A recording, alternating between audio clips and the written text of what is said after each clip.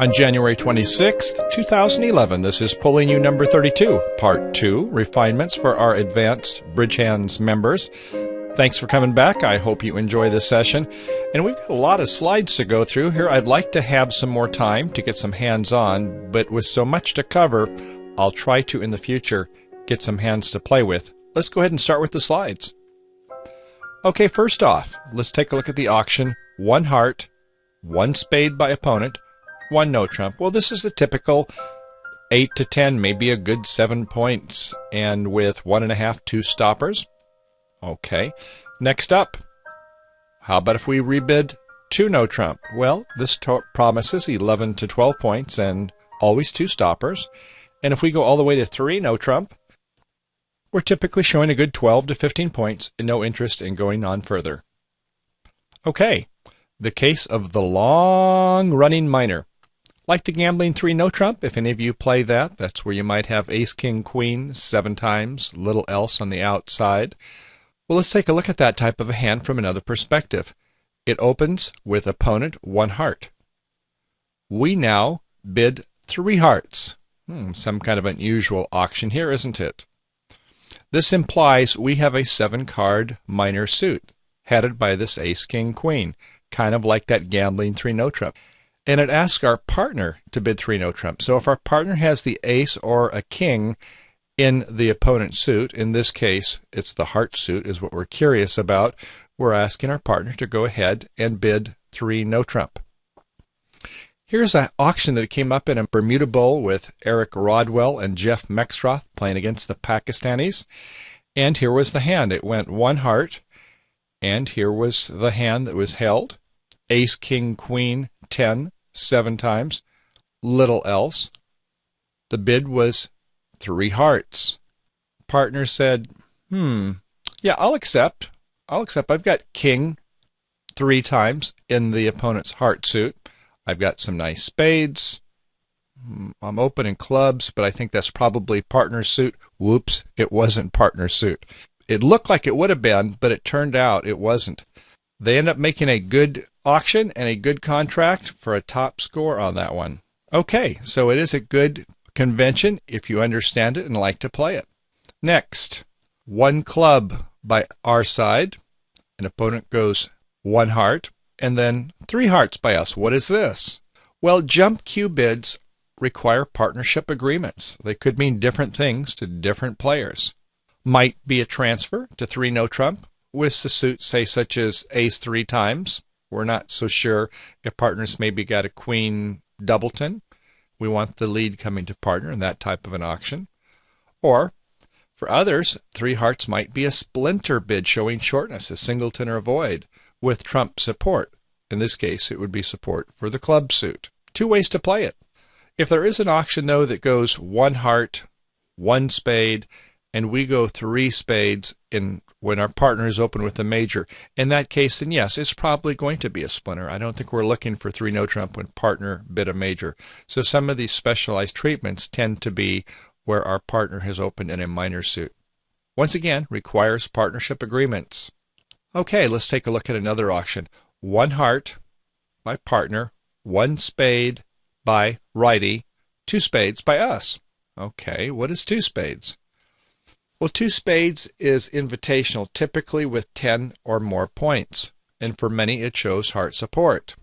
However, for others it's simply an all-purpose cue bid, perhaps interested in 3 no trump. We don't know yet, and it might only be holding 1 stopper.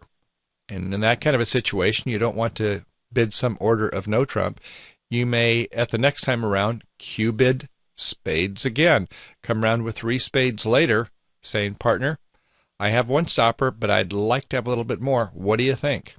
So this would be a more advanced treatment, something to consider if you're into a lot of conventional treatments. And some of that, what we're going into today, so I hope they might help. Good things to discuss with your partner. Okay, next one. Partner opens 1 heart. Righty jumps to 2 spades. We really like the heart suit for partner. Probably shortness in the spade suit. We do 3 spades. And look at this. Our lefty says, yeah, I've got the rest of the spades, and goes to 4 spades. Well, now what? The auction, all of a sudden, they've got the master suit. They're at the 4 level. Well, first off, Opener's rebids. If opener passes, that's a forward-going bid. At a minimum, we would expect the responder to do a double if responder doesn't want to go any further with some defensive tricks, maybe several queens and jacks, doesn't have a lot of primary honors. Otherwise, the responder is just expected to bid, saying, I've got extras, I may be interested in slam, what do you want to do next? A double. A double by the opener who started with hearts after 4 spades, if they do a double, it says, no, I don't have a lot of extras. I have a defensive hand, and I want us to stop right there. So if you're going to go on, you're on your own. And maybe partner might pull the double with a lot of length in the hearts, maybe was making this bid, not so much based upon high card points, but was based upon length. Next, if the opener, after doing 1 heart, 2 spades, 3 spades, 4 spades, if you hear a 5 club or 5 diamond, this is a cue bid of control, saying, I have interest in slam, and I'm going forward. I'm going to bid some aces or kings, usually aces, could be shortness, we're not sure.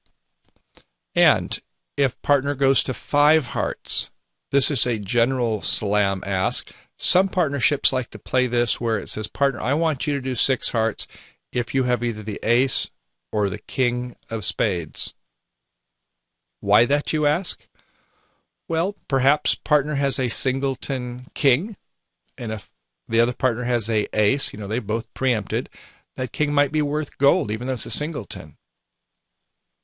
So that would be a reason how some people like to play an alternative treatment. More advanced agreements played by a lot of duplicate players once they reach 1,000 master points or more. Okay, let's take a look at some easier things for us to get our hands around. And we're going to take a look at direct versus pass-out seat bidding. Borrowing a king, we sometimes say. So when we're in direct seat, we typically show extras when we make a free bid. Except when we have misfits. That's one where we bid one suit and our partner bids another suit. Kind of sounds like the married couple. You know what I'm talking about, don't you, folks? Okay. Then we have to consider whether we have a fit. What type of fit do we have? Another one, consider the vulnerability. If we're vulnerable versus not, or they are non-vulnerable. Another is consider the onside and offside tennises. So if you have ace-queen behind opponents, then that might be very useful. And, of course, as important as anything at all, consider your partner's risk mitigation. If they like to make frisky bids, then you may want to text your ears a little bit. On the other hand, if partner is very risk averse, then sometimes you have to do what's best for the partnership. Okay? Let's take a look now at losing trick count. This is going to be something that would be helpful, I think, for a lot of our players to take another way at doing hand evaluation. We always get in the habit of counting high card points. And yes, we look at our primary, secondary honors, but when we do have a fit, either a semi-self-sustaining suit ourself or a fit with partner, we should take a look at how many tricks we can make. And this is what the discussion is here. So, a typical opening hand is 7 losing trick count. We have 6 tricks, we have about 7 losers, and this is about the 12 to 15 point hand. With a 6 losing trick count, that's maybe a little bit more. We might have 16, 17 points, or we could actually have a 12 to 15 point hand, but it might be a 2-suiter, in other words, a 5-4-3-1 or a 5-4-2-2, a more distributional hand where we don't have a lot of losers. Figure that a good non-committal partner, the responder, will on average have about 2 cover cards. Maybe your partner hasn't even bid yet. Figure partner for 2 cover cards at most. If partner has bid a new suit, well, might have a ace and a king. Could on a bad day just be an ace and a queen, but on average we would figure about 2 covers per partner. That'll be helpful, I think, in terms of these competitive auctions. Okay, let's take a look at another auction, speaking of competitive auctions, where we bid 1 diamond, and then we hear 2 clubs by righty. Remember we talked about that earlier in the general lesson. This is tough. When we don't have 4 cards in one of the majors, this is a tough situation. What do we do if we got 10 points in this type of hand? Well, how about a pass playing it as forcing, partners? It's a good treatment. We don't like to let the opponents have it for 2 of a minor suit. In a competitive duplicate bidding, then yes, we're going to go ahead and play this as a forcing auction. You want to get your partner in tune to this agreement so that you can be effective competitors. Otherwise, you get in these awkward situations where you have to make doubles and you've only got 3-3 in the majors, and that doesn't work out well. Of course, it doesn't apply when you have misfits. If you have adverse vulnerability, you or your partner are past hands. Maybe just want to let them play it. Preempts. We spoke, everybody loves preempts. What about when we start with a preempt of like 2 diamonds, they bid 2 spades, and now we do a double? Well, this would be penalty oriented. This is not part of our negative double system. Our partner may pull it and say, I want to go back to 3 diamonds. It could be that partner's a little embarrassed with their opening. Maybe it was Queen, Jack, 10, 6 times in diamonds. But still, our intention with the double is for penalty. This is not part of the negative double system. Okay, how about with 1 diamond by partner, 3 clubs by righty, and we do a double? Well, typically we do have 4-4 in the majors. What if we've got more than 4-4? What if we've got 5-5? Well, with something like that, we can go ahead and bid 4 of their suit. 1 diamond, 3 clubs by righty, we go 4 clubs. This implies 5-5 in the majors. How about an auction where it goes 1 club and they go to the 3 level? It's always diamonds, hearts, or spades, not clubs, as we spoke before. And we do a double now. Have you heard of the thrump double? That stands for a concatenation of 3 no trump double. Interesting. Here's how it works. By the way, this was invented by Marty Bergen and coined and popularized by Eric Rodwell, world-class player. First off, the responder has 10 or more points, and certainly denies stoppers in the right-hand opponent suit, so no interest in playing in 3 no trump. The responder does not have a 5-card major, obviously, and responder certainly does not have 3-card support for a major, so we're not looking to go in a major suit. Good bid to think about. Okay, more on preempts. What about when it gets up into the ozone, into the ionosphere, into the way out, outer space? Now how do you play your agreements? Let's take a look. First cluster. Let's take a look at the situation where it starts 1 club, 4 hearts by righty, and we go 4 no trump. Well, first off, if we doubled, we would be showing that we would have 4 spades. If we had 5 spades, we'd gladly go ahead and bid our spade suit, sign off on 4 spades. But in this case, where we bid 4 no trump, we're saying that we have the minors, clubs and diamonds. Same if our partner opens a diamonds, clubs and diamonds. If our partner opens a spade and it goes 4 hearts, we're saying clubs and diamonds. All right, let's look at the next cluster. 1 level by our partner, and now they go up to 4 spades. Well, the auction has gotten kind of lofty, hasn't it? If we do a double at this point, it's neither fish nor fowl.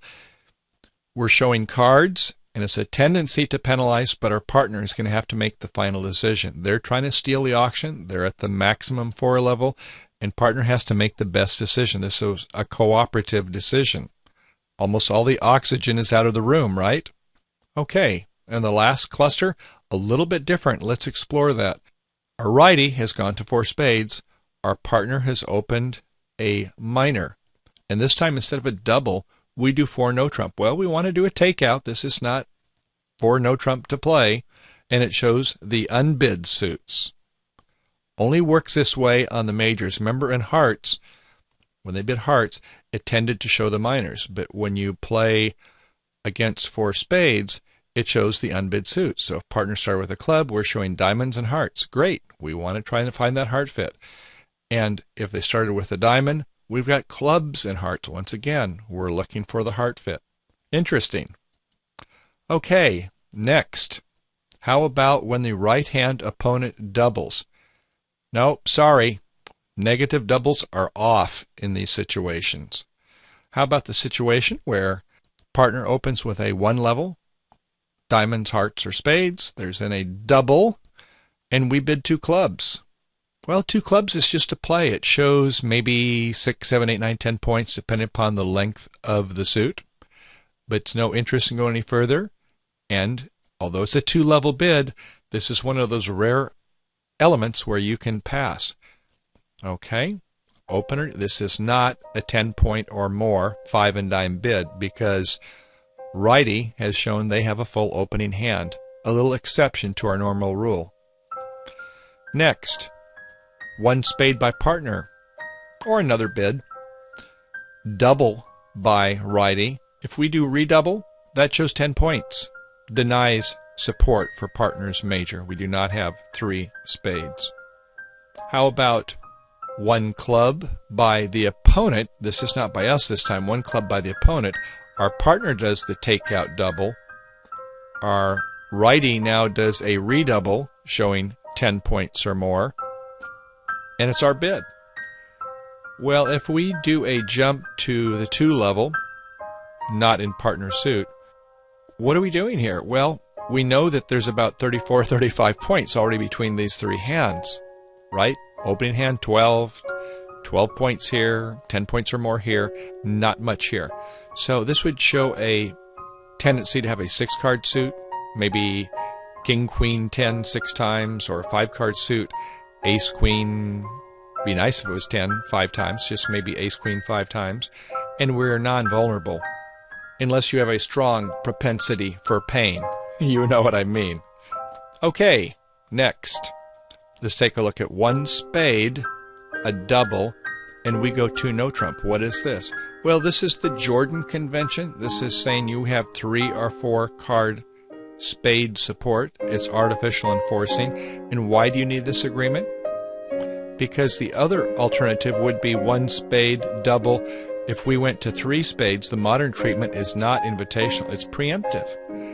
They're doubling for hearts, and we go not to 2 spades, but to 3 spades. We're making a preemptive treatment. Okay, well, I hope you enjoyed this extra lesson today. We got into some really kind of fun things. Some of them are fairly advanced. Don't expect you to play all of them. But some of them, like the losing trick count and cover card evaluation, I think you'll probably profit from some of those. And other ones, such as when you're making a free bid versus in the pass-out seat, borrowing a king. If you need to, you might want to go through this a couple other times, take a look at it, show it to your friends, make sure that your partners are in tune with your agreements. Okay, thanks for coming. Have a great day and a good time playing bridge. Bye now.